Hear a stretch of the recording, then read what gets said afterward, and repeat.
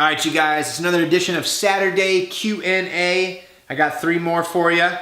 But last week I was running out, so if you guys have questions right now, if you have questions, go to the comments below. Post them in the comments. That way I know what your questions are. I can put them in the next week's edition of Saturday Q&A. Anything goes, lifestyle, nutrition, exercise, doesn't matter, right? Post your questions. I need questions so I can make you videos just like this so I can help you. All right? So let's get on to today. Let's dig right in. We got 3 questions today. Says, you recommended pine pollen in a recent email. Is that just a scam? That's a great question. So there's some supplements, like I've told you guys before in previous videos, there's some supplements that I think everybody should be taking or at least experimenting with to see if they work well for you. That's generally going to be a protein powder, a probiotic, some sort of fish oil. Those are kind of like that foundation. If you're doing those things, you're doing really good. But there are some kind of unconventional, outside of the box herbs and stuff that can actually really get you some good results. So pine pollen is one of those herbs. Pine pollen has been used for a very long time in Ayurvedic medicine. It's basically like the traditional Chinese medicine of India, right? And it's known to give you vitality and energy in your loins. And essentially what they found out when they actually took this stuff and put it under a microscope is, I'm sure that you might have heard of people talking about soy as a phytoestrogen, right? So you eat soy, it's a phytoestrogen, it increases the estrogen levels in your blood, which causes you to gain fat, store fat, not gain muscle as quickly, and so on and so forth, right? So that's what estrogen typically does. And that's a phytoestrogen. Well, pine pollen is one of the rare sources on the planet of what's called phytoandrogens, right? Which is the opposite of an estrogen. You can think of someone who takes steroids or testosterone injections, for example. They aren't going to have to do a lot. They're going to have to work out, otherwise they'll just gain a bunch of mass, fat, and everything. But they're not going to have to struggle too hard with gaining lean muscle mass and burning fat because they're optimizing their hormones exogenously from the outside in. Now, pine pollen is not a steroid. Don't get me wrong. It's not something where you're going to take this thing and ladies are going to get all bulked up and guys are going to get all lean and shredded super fast. But it's a phytoandrogen. It does contain something that allows your body to produce more testosterone, right? And for men and for women, this is beneficial. So what this is going to mean for you is better skin, better hair, better nails, better bone density, easier time recovering between your workouts. You'll notice your muscle soreness going down. You're going to sleep a little bit better. You're going to have a much increased libido. Gentlemen, your libido is going to be noticeably increased if you take this stuff consistently. Ladies, yours too. So that's definitely a benefit for a lot of people. And you're going to burn fat faster too. So those are a lot of really cool benefits. And the reality is, I think my friend's charging $14.99 for like a 50-gram bag of this. I have a really close friend who's a personal distributor to myself and the online communities. And so check it out. I'll put a link below here. Check it out. It's 15 bucks. Try it for 2 weeks. If it works for you, like it worked for me, you'll be like, holy cow, this is such an affordable, awesome supplement. If it didn't work for you, bummer. I'm sorry. I apologize that you wasted your 15 bucks, but it's worked great for me. It's worked great for dozens of others. I've rarely heard anybody come back to me and be like, this is a scam. So there's my answer on the pine pollen. All right. I want to add some strength training before my CT50 workouts, but I'm not sure where to start.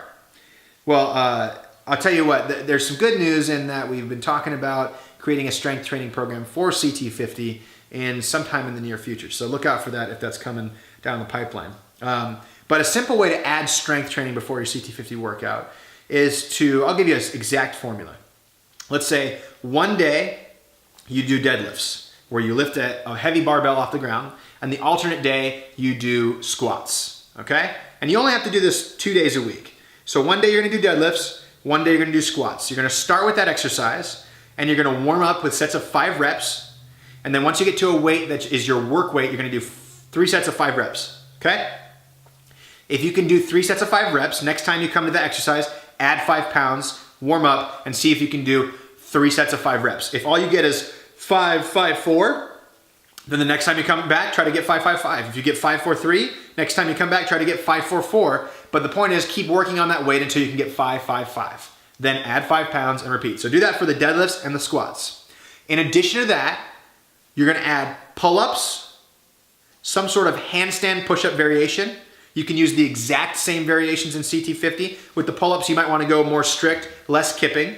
Then you're gonna add some sort of push, so that's either a push-up or a bench press, and some sort of row, okay? Like a barbell row or a one-arm heavy row. And you're gonna do the exact same rep scheme. 3 sets of 5. If you're doing a body weight exercise and you get 3 sets of 5, make it harder, okay? So with the pull-up, add some weight. If you're doing push-ups, make it more complex. Work on one-arm push-ups. So it looks like this, strength training. Deadlift, push-up, row, pull-up, press. The next day, not the next day, but several days later, squat, push-up, row, pull-up, press.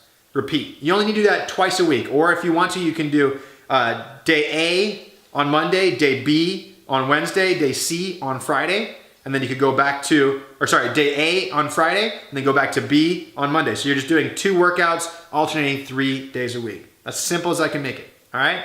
Simple as I can make it. Do those exercises if you want to build strength. Do them for 20 minutes before your CT50 workout. But again, don't prioritize that over CT50. Make sure you stay consistent with the CT50 exercise, all right? Last question.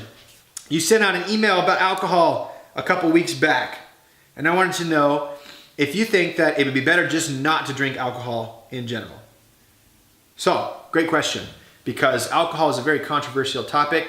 There's a lot of research that points out that alcohol consumption decreases the risk of early death. I believe in a study of 1 million people, they found that moderate alcohol consumption decreased the risk of early death by 17 to 18% for both men and women. Okay, so that's kind of interesting. But that doesn't really mean anything to the individual person. What we do know is that there are some antioxidants in alcohols like red wine, scotch. We do know there's some blood thinning effect to pretty much all alcohols. And so I think that if you enjoy drinking alcohol, that drinking in moderation is gonna be totally fine throughout your life. And I'm just a fan of enjoying my life, so every once in a while I like to kick my heels up and not drink in moderation. So you have the choice to do that too. Now, the question was, would it be better not to do it overall? I would say yes. I would say that if your goal is to be the absolute 100% most healthy version of yourself and you're not really into drinking, then don't feel pressured to do it by any means. You could totally just avoid drinking for the rest of your life and you'll probably be healthier because of it. The health benefits that you might get from alcohol probably don't outweigh the negative consequences from drinking it over the lifetime. I don't know if there's any studies that justify that. I'm just speaking from my own personal opinion right now, that if you wanted to be the best version of yourself and you wanted to do so and you didn't really care about kicking up your heels and having a drink, then by all means, you don't have to drink alcohol and you'll probably be better because of it. But that doesn't mean that drinking in moderation is going to be totally bad for you. As long as you're not going crazy, you're having a drink or two a few nights a week, that's not gonna do any problems for most people, right? If you do have a problem with alcohol, if you notice yourself getting addicted to it, reach out to somebody, man. Reach out to somebody and let them know, like, hey, wow, I can't stop. I have to get drunk every single night. Because that's gonna stall your results, that's gonna stall your life, that's gonna wreck your life, right? So reach out to somebody who can help you with that. But is not drinking alcohol healthier? Maybe. Is drinking a little bit of alcohol fine for you? Yeah, probably. The choice is yours. You got to just decide what is the biggest priority in your life. Do you want to be like this super healthy person, but deny the fact that you might want to go out and have some wine or some drinks with some friends? Then you're going to be dissatisfied because of that. You're going to be unhappy because of that, and that's going to eventually manifest as something negative down the road. Why not just have a drink if you want to enjoy it? All right. So that's this Saturday's Q&A. If you guys have any other questions, leave them in the comments below. Let me know what you think.